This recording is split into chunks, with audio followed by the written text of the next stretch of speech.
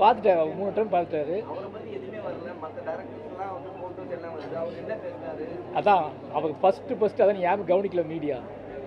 மாமன்னன் release ஆனப்போவே, மாமன்னன் release ஆக முன்னாடியே Uday sir வந்து ஒரு ட்வீட் போட்டிருப்பாங்க, உங்களோட வாழ்க்கையில் சிறந்த படம் வாழைன்னு போட்டிருப்பாரு. அது நீங்கள் பார்க்கலல்ல, அன்னைக்கு பார்க்கலல்ல, புரியுதா உங்களுக்கு? முதல்ல வாழையை பற்றி ட்வீட் போட்டது உதயநிதி சார் தான், ஓகேங்களா? இந்த படத்தை ஃபஸ்ட் எடிட் பார்த்தாரு, அதுக்கப்புறம்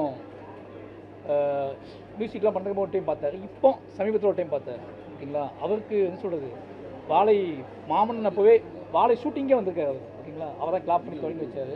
அவர் என்கிட்ட பேசிட்டு தான் இருக்கு. அதை ட்வீட் தேடி போய் பாருங்க, அவர் ட்வீட் போட்டிருப்பார். இல்லை படம் பார்த்தா கூப்பிடுவார்.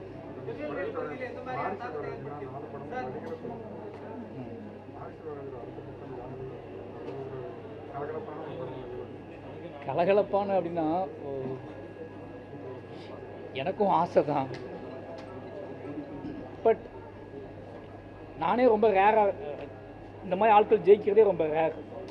நானும் இது கலகலப்பு நீங்கள் நினைக்கக்கூடிய எல்லா விஷயம் சொல்கிறது நிறைய ஆட்கள் இருக்க மாதிரி எனக்கு தோணுது, ஓகேங்களா?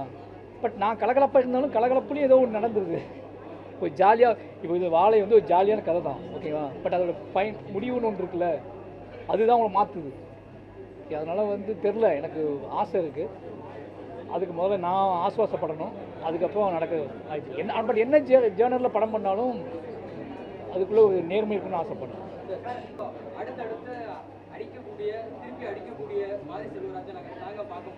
இல்லை, நான் பிளான் பண்ணிலாம் பண்ணுறதில்ல. ஒரு கதை, இப்போ கர்ணன் வந்து அது ஒரு இஷ்யூ, நடந்த இஷ்யூ, அந்த கதைக்கு என்ன ரியாக்ஷன் பண்ணாங்கன்ற பக்காவாக நம்ம திரும்பி பண்ணணும்லாம் பண்ணுறதில்ல.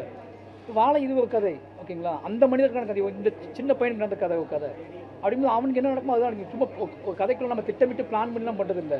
அந்த கதையோட நீடு, அந்த கதையோட தேவைக்கு வந்து அதுதான் டிசைட் பண்ணணும். பரியம்மல் அப்படி இல்லை. கர்ணன் வந்து ஒரு ஊரோட யுத்தம், ஒரு ஊரோட சண்டை, அதோட ஓலம், ஓகேங்களா?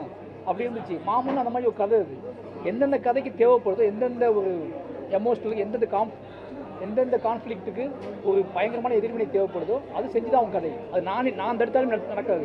ஒருவேளை நானே தடுத்தா கூட ஆடியன்ஸ் ஒத்துக்க மாட்டாங்க. இதில் நடந்திருக்கணும்ல, இது ஏன் நடக்கலன்னு கேட்பாங்க ஆடியன்ஸ், ஓகேங்களா? அப்போ யாரும் அதை பண்ணாமலும் இருக்க முடியாது, பண்ணிக்கிட்டே இருக்க முடியாது. தேவையில்லாமல் ஒருத்தர் பண்ணாலும் தெரிஞ்சு போயிடும், தேவையான இடத்துல பண்ணாமல் விட்டாலும் தெரிஞ்சு போயிடும். அதனால் வந்து கதை தான் நம்ம எடுக்கிற நம்மளோட திரைக்கதை தான் தீர்மானிக்கிறது.